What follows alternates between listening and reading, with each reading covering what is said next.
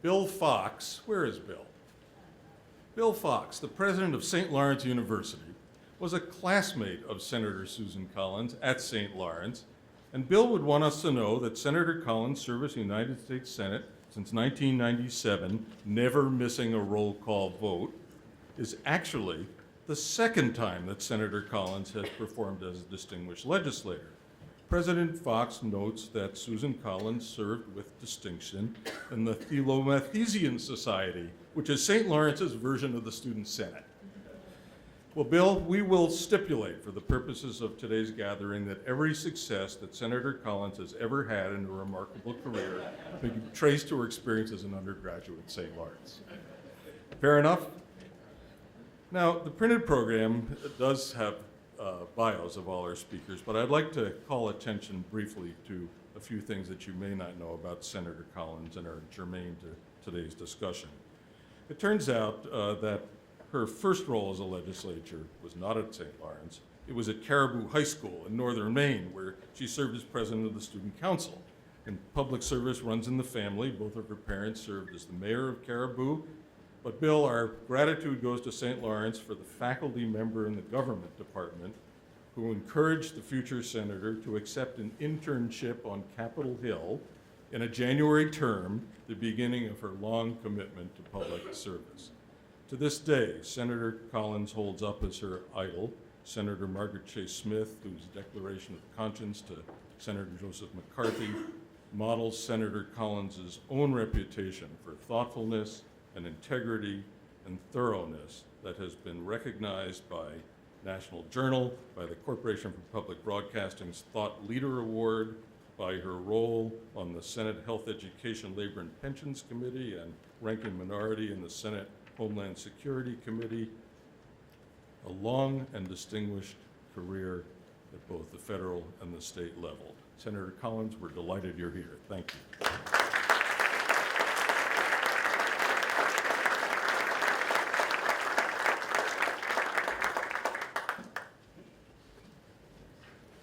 Thank you very much for that nice introduction, and good morning to all of you.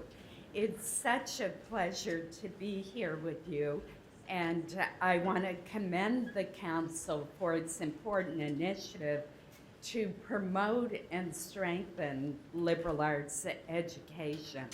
It's also a great pleasure to see Bro Adams here today, the former president of Colby College, a wonderful liberal arts school in my state of Maine, who now is serving with such distinction as president of the National Council for the Humanities. I'm sorry, I won't be here to hear your luncheon speech. And I probably tipped all of you off that he's called Bro by everybody in Maine. As a graduate of St. Lawrence University in Canton, New York, a liberal arts education, I bring an obvious bias to this topic. As President Ekman has already mentioned, the president of St. Lawrence, Bill Fox, is a dear friend of mine, and we were classmates. It was mentioned also that both of us served in student government.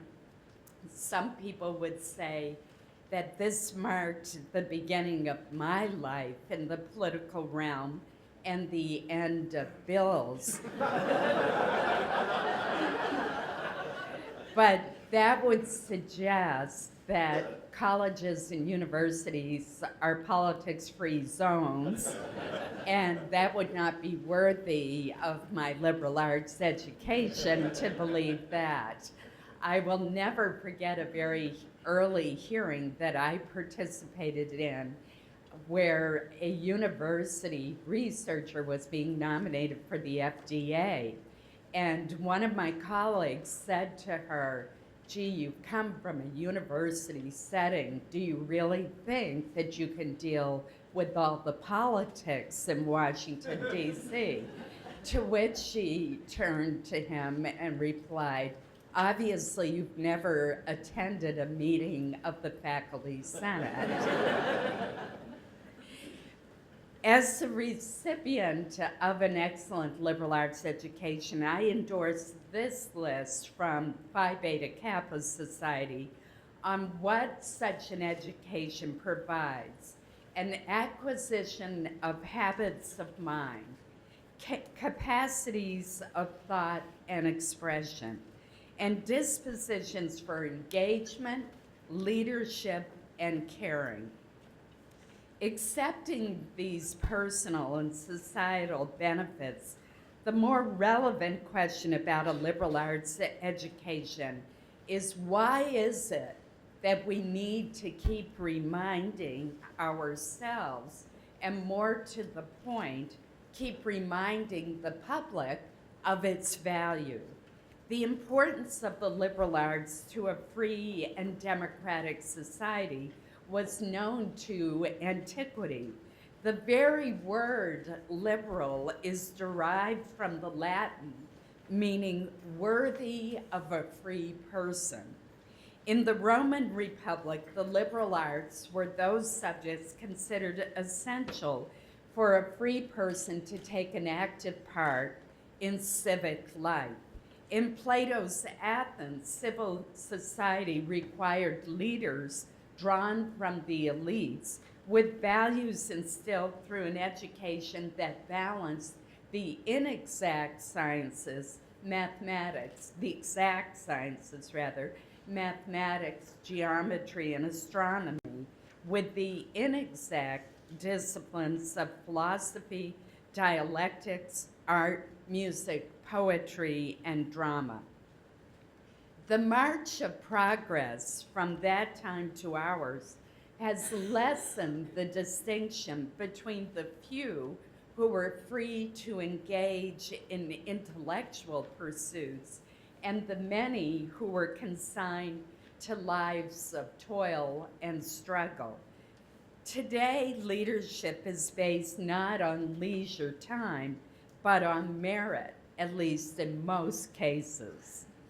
To borrow a slogan from the 1960s, power has come to the people.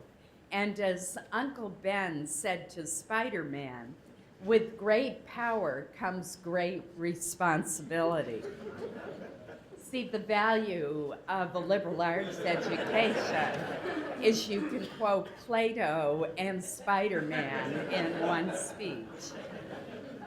The importance of having a citizenry prepared for the obligations of citizenship was well stated by Pericles.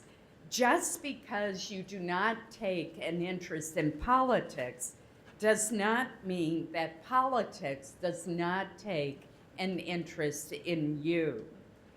Drawing on the wisdom of the ancients and the brilliance of the Enlightenment, the founders of our nation recognized that democracy cannot survive without common sense and critical thinking.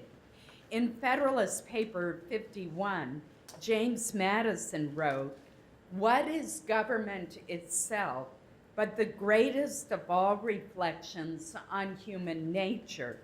If angels were to govern men, neither external nor internal controls on government would be necessary." It is fascinating that the founders recognized that since angels stay out of politics, a well-educated public was essential not just to a functioning democracy, but also as a safeguard against tyranny. To defend against this threat, Thomas Jefferson called for an education system that would, in his words, illuminate as far as practicable the minds of the people at large. The importance of a liberal arts education in preparing citizens for the involvement and the leadership that democracy requires has been described in powerful language. Liberal arts graduates have filled critical leadership positions at all levels of government and in all three branches. Add to that the contributions made by liberal arts grads in business, the arts, the law, medicine, and every other sector of society, then the question becomes why the value of a liberal arts education is the least bit in doubt. A knowledge of the humanities empowers our discourse. In 1858, in a preview of his transformative debates with Stephen Douglas, Abraham Lincoln delivered his legendary House Divided speech. Borrowing that phrase from the Gospel of Mark, the future president made a powerful case for the abolition of slavery. In more modern times, in her remarkable Declaration of Conscience statement in 1950, Maine's legendary Senator Margaret J. Smith urged her Senate colleagues to reject McCarthyism's Four Horsemen of Calumny, a vivid reference to the apocalypse in the book of Revelation. In 1964, Illinois Senator Everett Dirksen helped turn the tide of the debate over the Civil Rights Act by quoting the words of the French writer Victor Hugo, "Stronger than all the armies is an idea whose time has come." These literary allusions were not mere rhetorical flourishes intended to impress the listener with the speaker's erudition. Rather, they demonstrate the power of the humanities to connect people across the ages with the noblest ideals of the human spirit. Studying the liberal arts helps us develop the habits of mind that prepare us for lifelong learning, which are enriched by study in both the humanities and the sciences. As I thought about how my own liberal arts education informs my work in the Senate, one particular class comes to mind from my studies at St. Lawrence. The class was in Christian ethics. I remember after my first 2 years where I essentially repeated the classes that I'd taken in high school. I did English, calculus, French, government. Finally, I realized in my junior year that I should spread out and take courses in areas that I knew nothing about and that would broaden my horizons and expose me to new ideas and new ways of thinking. And I only wish I had been given that advice in year one. And I give that advice to incoming college students all the time now. In any event, I took a class in Christian ethics, and I was surprised to see that one topic was the stewardship of our environment. That course helped to shape my perspective on environmental issues. When you look at biblical passages, one of the bedrock documents of human civilization reminds us repeatedly that our dominion over the earth is not a license to spoil it, but an obligation to care for it. And it's been interesting to hear reporter after reporter ask me in anticipation of the Pope's visit next week whether it was appropriate for the Pope to issue his encyclical on the environment and climate change, a question that I've also had from a few colleagues in the Senate who believe that it was inappropriate. And I always remind them that the concept of stewardship of our earth is rooted in the Bible. Well, I would not have had the intellectual foundation to answer that question but for that course in Christian ethics that I took at St. Lawrence. I can, however, think of no better way to demonstrate the value of a liberal arts education than its focus on civility in public discourse. I'm troubled, deeply troubled, by the state of political discourse in our country and its implications for the effectiveness of government, and in a larger sense, for the functioning of society as a whole. If we are to address the real concerns of our citizens, which must be the goal of all of us honored to serve the public, we need a more civil tone, not just in Washington, but throughout the country. The arena of discourse with which I'm most familiar is, of course, the United States Senate.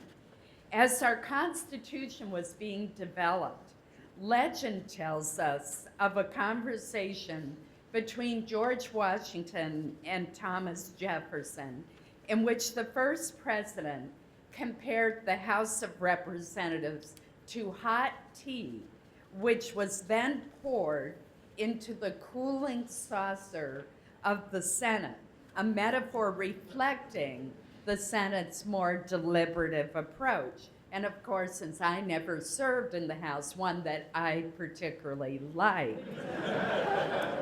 In fact, my staff was trying to convince me last night that this story was apocryphal, but I don't believe that it was.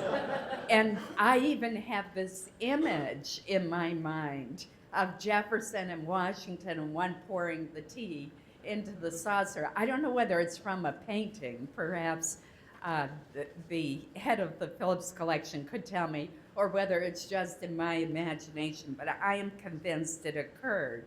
And the metaphor is apt because the founders recognized the need for a legislative chamber in which the heat of the political passions of the day could cool. The Senate was designed expressly for that purpose, although there are times you would not know that in recent years. It is there that the interests of small states and the minority point of view should give way to statesmanship. It is an ideal that we have seen carried out by the great senators of the past, like Henry Clay, Daniel Webster, Arthur Vandenberg, and it is an ideal that I'm proud to say that we have embraced in the state of Maine by sending thoughtful and respected leaders to Washington, like Margaret Chase Smith, Ed Muskie, George Mitchell, Bill Cohen, and Olympia Snowe. Since I joined the Senate 18 years ago, I have witnessed a withering of this culture. Ideology and partisanship dictate far too much of our conduct. Obstructionist is too often employed for its own sake. Base motives are imputed to reasonable policy differences, allowing legitimate differences in opinion to evolve into bitter personal disputes. The cooling saucer more and more resembles an overheated skillet. On the other side of the equation is the role that society plays in Washington's division and dysfunction. That part is often ignored. From how we recreate to what we think, and even to where we live, America appears to be pulling apart into factions. We are isolating ourselves from those who aren't just like ourselves. The internet has the potential to bring people together by making new information and different points of view available to all. Ironically, it all too often has the opposite effect, displacing face-to-face contact. Websites devoted to political and social issues increasingly are attracting only like-minded people where alternative viewpoints are either ignored or misrepresented or ridiculed. It is particularly alarming that a Pew Research Center study found that a growing number of Republicans and Democrats view each other not just as the opposite party, but actually as a threat to our nation's well-being. It seems that we need to revise the old saying that familiarity breeds contempt, as the evidence mounts that unfamiliarity is the real culprit. In Congress and in our communities, we often speak of finding common ground when confronting divisive issues. That's awfully hard to do when the opposing sides don't even seem to be on the same planet. The humanities provide the common ground we need by connecting us to all times, to all places, and to each other. As former National Endowment for the Humanities Chairman Jim Leach said during his nationwide civility tour, we cannot lead the world unless we spiritually rearm, not with intolerance for others, but with faith in traditional American ideals, honor, dignity, love, or at least respect for neighbors near and far. These ideals are not American inventions, but rather the product of human aspirations throughout recorded history. They are embodied by the lamp of knowledge handed down from ancient Egypt that today is the symbol of higher education. Liberal arts institutions have a special role as the keeper of that flame. The historian Doris Kearns Goodwin, a Colby graduate, said that good leadership requires you to surround yourself with people of diverse perspectives who can disagree with you without fear of retaliation. That is of the very definition of a rigorous liberal arts education, one that teaches us that differences are not to be feared but understood. Now, I'm going to throw in a word of caution, indeed a challenge to all of you here. That ethos is threatened by a growing intolerance on too many college campuses.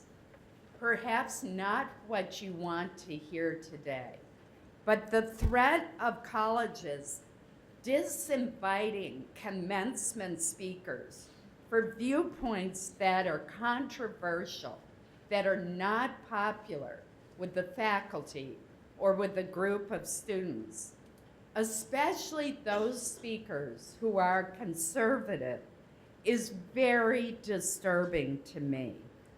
How much better it would be to instead have an alternative forum that features other views and reacts to the speaker after the speaker has delivered the commencement address. Recent examples of informed and important speakers whose invitations were rescinded or who withdrew due to protests include the columnist George Will, former Secretary of State Condi Rice, International Monetary Fund Managing Director Christine Lugar, and women's rights advocate Ayaan Hirsi Ali. Liberal arts institutions must rise to the challenge and embrace tolerance and diverse viewpoints and truly welcome them to campus in order to live up to the principles of liberal arts. There is growing recognition worldwide that the liberal arts are essential in developing whole persons, that we as individuals need and society requires to address complex problems and to progress. It's been interesting to note nations in Asia, China, Japan, South Korea, and Singapore that have built advanced economies with an education system focused on specific job skills are now addressing their relative lack of Nobel laureates and lagging innovation by refocusing on the liberal arts. As one expert quoted in a story in Forbes said, Asia's discovering that there's benefit in the creativity and well-rounded perspective that comes from a liberal arts education.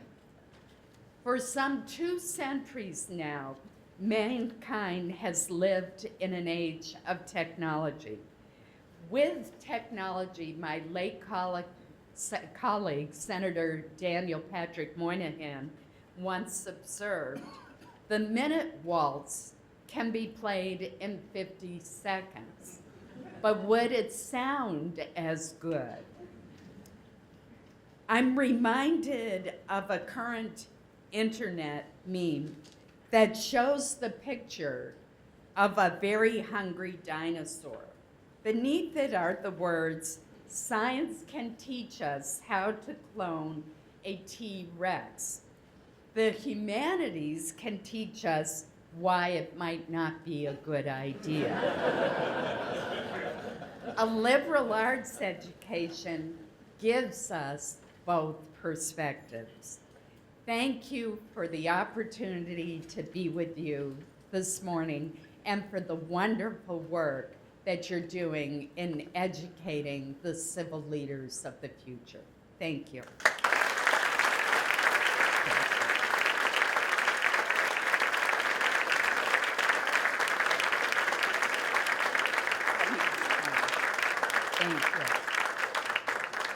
Thank you. Richard mentioned that I have never missed a vote, and we have votes that are going to occur this morning in which I will reach a milestone. I will cast my 6,000th consecutive roll call vote. So it would be the height of irony, given the efforts that I have made to be there, including braving snowstorms in Maine for every single vote, if I missed those votes because I was across town. And for those of you who have driven across town, you know how long that can take. So unfortunately, I only have time for 1 or 2 questions, but I would welcome those. And I don't mean to discourage questions by telling you that. Yes. Bob Gervasi from Quincy University in Illinois. Loved your comments, loved all your remarks. I have a very modest proposal.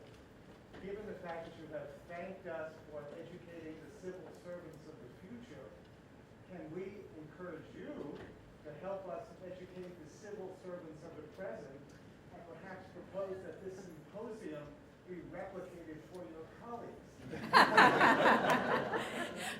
A great idea to have my colleagues. I think my colleagues may be a bit tired of me hearing me talk about civility and the need to try to solve problems. But actually, here's something that is encouraging for you.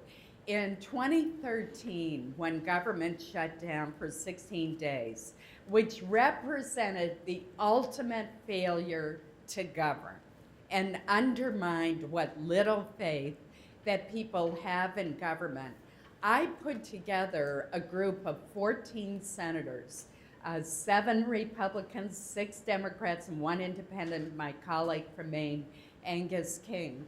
And together we met night and day and came up with a plan that led to the reopening of government. I called us the Common Sense Coalition. I convened the group that now has 18 members. In fact, there are more that would like to be part of it, which is very encouraging. For once, Bill, I'm the popular kid, you know.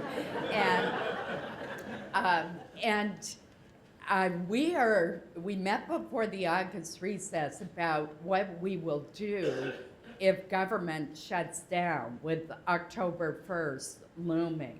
And we are prepared to step in once again. And that's encouraging because that shows that there is a center in the Senate that is willing to put aside partisan differences, which exist and should exist, but they shouldn't exist when it comes to solving a crisis. And I am encouraged by that. I have time for one more very quick one. Yes. Thank you, great. Now, I always Senator- regret when I say that because it's always the hardest question. Hi, Go. Senator Collins, Connie Morella. I wanted to, Connie, how are you? fine, I wanted to tell you how proud St. Lawrence University is of you because I had the opportunity under CIC to be there for a week and they laud what you have done. I want you to know how proud the people of Maine are, since I have 4 kids who live in Maine who love you, and how proud the members of the Senate and the House are of you as the voice of reasonableness, and how proud all of us in the United States are. I just want to say congratulations, keep it up. I know it's not easy, as having been one of the endangered species for many years, but Margaret Chase Smith lives on in what you do as a voice of conscience. So thank you very much. for being Thank here. you so much, Connie. That was so nice of you. Thank you.